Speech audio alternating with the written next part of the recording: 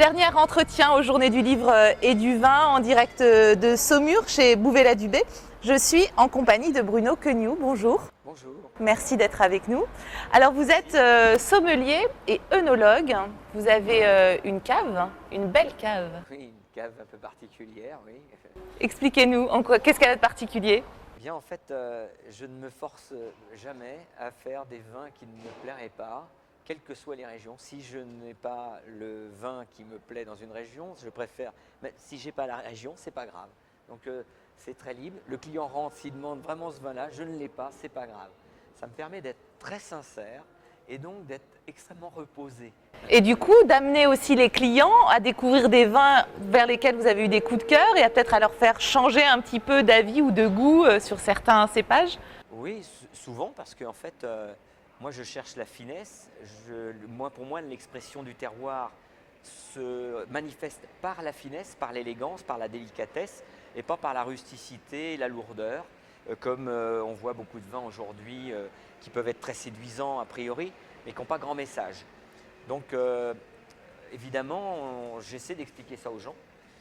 Très rapidement, c'est un peu une drogue la délicatesse, parce que quand on y goûte, on n'a plus envie de goûter la rusticité et la vulgarité. Et donc voilà, c'est un peu ça notre chemin de bataille. Les vignerons, on fait un petit peu le même combat avec eux, on essaie de les amener eux aussi à découvrir le geste délicat, à redécouvrir ce geste ancien, etc., pour aller vers la délicatesse. Vous êtes fils de vigneron, Oui. mais vous n'avez pas choisi d'être vigneron. Pourquoi avoir voulu être du côté du sachant peut-être et de celui qui fait la promotion des vins plutôt que d'être du côté de celui qui le fabrique, qui le crée? Oui, alors ça c'est difficile à répondre. Je ne sais pas si je connais parfaitement la réponse. Oui, j'avais envie de faire découvrir le vin, c'est sûr. C'est ce qui me... Parce que je suis fasciné par le travail des vignerons, mais très souvent les vignerons, les grands vignerons sont des silencieux. Et ils communiquent qu'avec la bouteille, mais il faut qu'elle soit ouverte, il faut qu'elle soit dans le verre, il faut que les gens soient en écoute. Souvent on est dans la dégustation, elle est brutale. Et les grands vins, il faut les recevoir. La dégustation est trop brutale pour pouvoir recevoir le vin. Donc j'essaie d'amener les gens, c'est pour ça que je parle de désapprendre à déguster, pour réapprendre à recevoir profondément en soi un message qui est bien au-delà du goût. Alors bien au-delà du goût, recevoir les messages, la poésie, il y a tout un univers que vous essayez de transmettre. Est-ce que vous avez eu des coups de cœur dans l'appellation Bourgueil? Est-ce que c'est un cépage, le Cabernet Franc, qui vous parle, qui vous touche? J'ai été baigné un peu par le Cabernet Franc.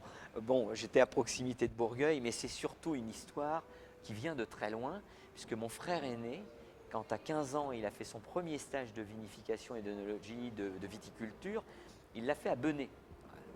On est en plein dans l'appellation Bourgueil, dans un domaine avec un personnage, dont le vieux personnage, le maître des lieux, c'était Raoul Boucard. Vous avez sans doute entendu parler, un personnage dont Jacques Puiset parle souvent, qui est décédé évidemment depuis longtemps, mais qui avait dégusté dans une cave devant moi, je devais avoir une dizaine d'années à peine, non même pas, devant nous, gamins, quand mes parents sont venus chercher, on est venu chercher mon frère à la fin de son stage.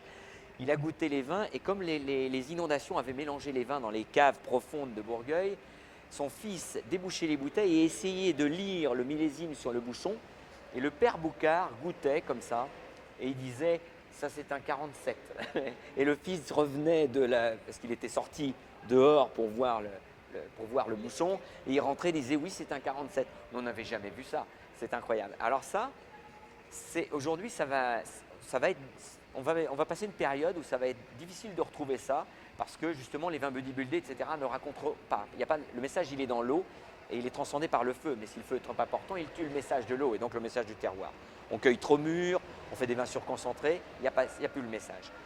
C'est des vins qui avaient du message. Là on est sur des très grands terroirs et parce que le terroir arrive à marquer, arrive à raconter une histoire dans un millésime et il y a un type qui arrive à tout trouver.